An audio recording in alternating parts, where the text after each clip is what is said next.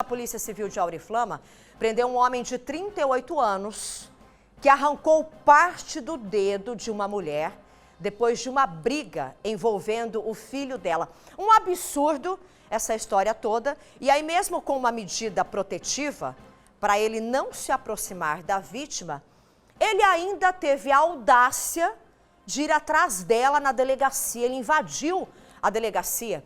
O Vitor Moretti está ao vivo comigo, está ao vivo inclusive na delegacia, vai trazer mais informações para a gente. Vitor, bom dia, seja bem-vindo. Conta para a gente melhor essa história.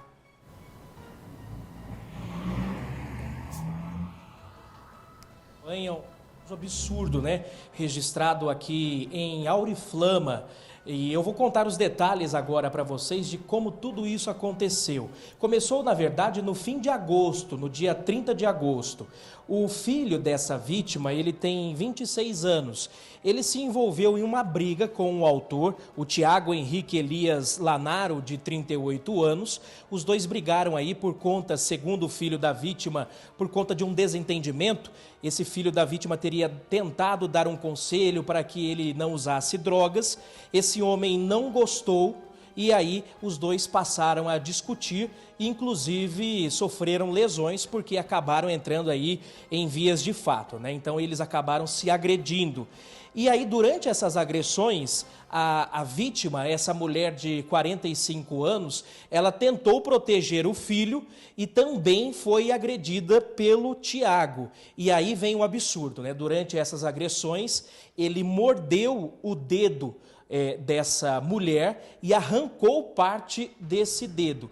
E, inclusive, ele também jogou ela na calçada, ela sofreu um ferimento na cabeça e um corte na perna. Ela chegou a passar por atendimento médico aqui na Santa Casa de Auriflama, foi transferida para a Santa Casa de Araçatuba, já que perdeu muito sangue, e o caso, na época, foi registrado como lesão corporal. E aí o que acontece? A justiça concedeu uma medida cautelar para que o Tiago não se aproximasse dessa mulher. Ele tinha que manter uma distância aí de 100 metros e ele não cumpriu. Na verdade, ele descumpriu essa decisão judicial aqui dentro da delegacia de Auriflama. Eu conversei mais cedo com essa mulher, que não quis mostrar o rosto, já que está com muito medo de toda essa situação, e nós vamos ouvir esse relato dela. Eu estava aqui em casa dormindo e acordei por volta de umas 11 e pouco, depois eu olhei no relógio, né, escutando barulhos altos, falação, né, e aí eu saí para fora, eu vi um monte de gente e tal, perguntei, aí meu filho entrou comigo e me contou que foi dar um conselho, né, pro autor, pro agressor, e ele não aceitou. Meu filho chegou machucado, com a boca cortada, com a cabeça inchada, possivelmente deve ter sido um murro, não sei, que eu não vi. Passou 1 hora e pouco, eu escutei jogando algo aqui pra casa, que é pra minha casa, fazendo barulho, vem aqui que eu vou te matar, vem aqui, eu escutando isso. Aí eu saí pra fora, eu percebi que era o autor, pedi pro autor ir embora, e ele falou, não, hoje eu não vou embora, hoje você e seu filho vão morrer.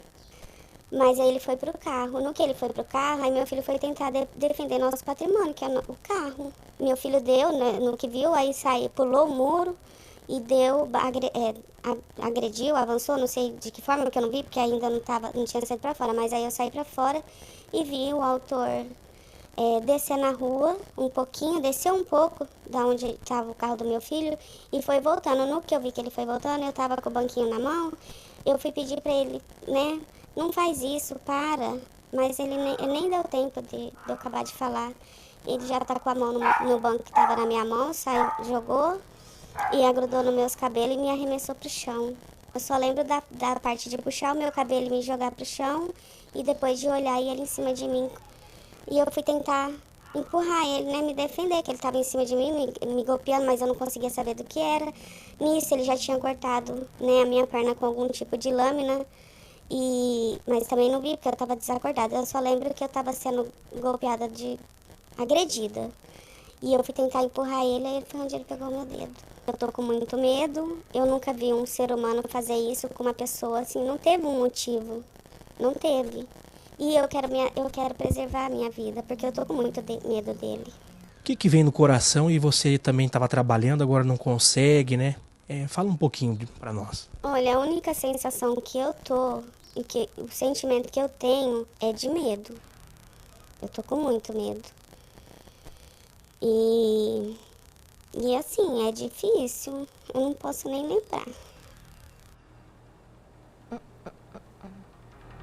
Pois é, um relato muito forte, né? Um relato triste. E só para a gente entender, o Tiago Henrique, que é esse agressor, ele é vizinho aí das vítimas. Inclusive, segundo o filho dessa mulher, esse autor teria se mudado há cerca de 3 semanas ali nesse local, aqui em Auriflama, e aí eles fizeram uma certa amizade e por conta desse conselho do filho da mulher para que ele não usasse drogas, ele teria se exaltado então e essa briga toda começou, inclusive com trocas de ameaças. Isso acontece desde o dia 30 de agosto.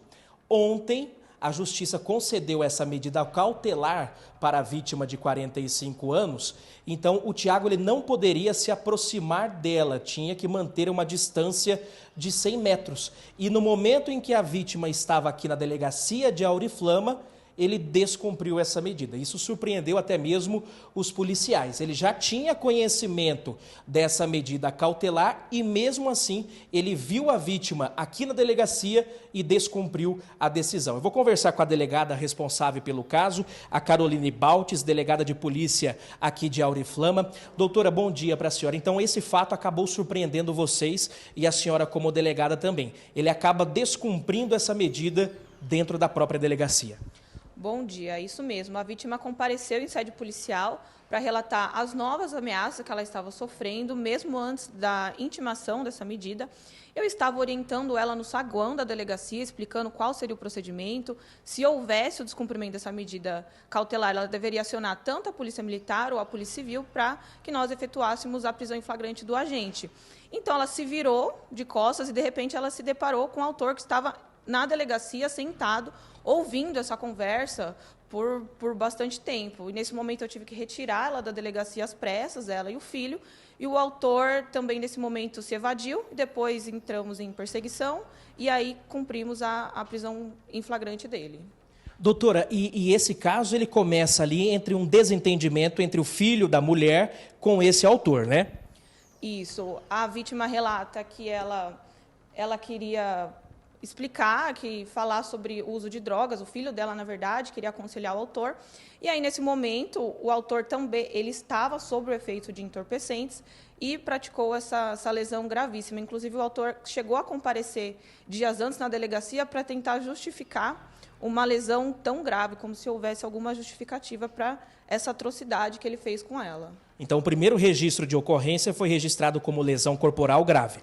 Isso, o primeiro registro de lesão corporal grave, teve essa medida cautelar de afastamento, ele não poderia se aproximar dela, ele foi intimado da decisão, ele compareceu em sede policial com a decisão em mãos, e mesmo assim, ele vendo a vítima na delegacia, ela e o filho, ainda assim, ele deliberadamente resolveu permanecer em sede policial, descumprindo a decisão em sede policial. E aí a senhora realizou a prisão dele em flagrante?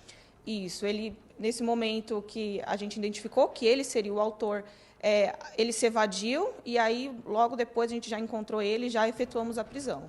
E, doutora, fala para nós, neste momento ele foi encaminhado para Araçatuba, ele está passando por audiência de custódia.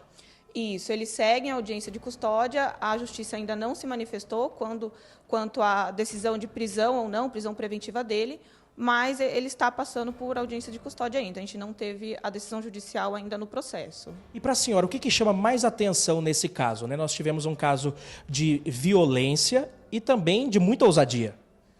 Ousadia, porque no momento que ele entrou na delegacia, ele permaneceu sentado, olhando para a vítima. Estávamos falando sobre ele, sobre esse caso, um caso gravíssimo. Eu estava explicando para a vítima qual seria o procedimento, como ela deveria agir, acionar a polícia militar, que ela deveria preservar a sua vida, estar atenta, ele não poderia nem entrar em contato, nem por rede social.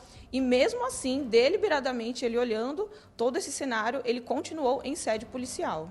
Doutora, quais são os próximos passos agora? Uma investigação vai ser feita? Agora temos que aguardar quanto ao resultado da prisão preventiva ou não, mas o caso ainda segue sob investigação.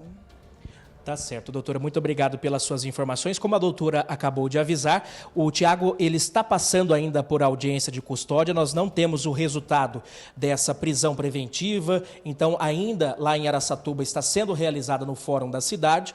A vítima, nós entrevistamos ela ainda está se recuperando desse susto, muito abalada, inclusive com os ferimentos desse dedo. Eu até perguntei para ela se haverá necessidade de fazer uma cirurgia de reconstrução, já que parte desse dedo foi decepado, né, por essa mordida desse homem. Os médicos ainda estão fazendo essa avaliação para ver se há necessidade da cirurgia. E nós continuamos acompanhando todo esse caso, né, esse caso absurdo aqui em Auriflama, Josi.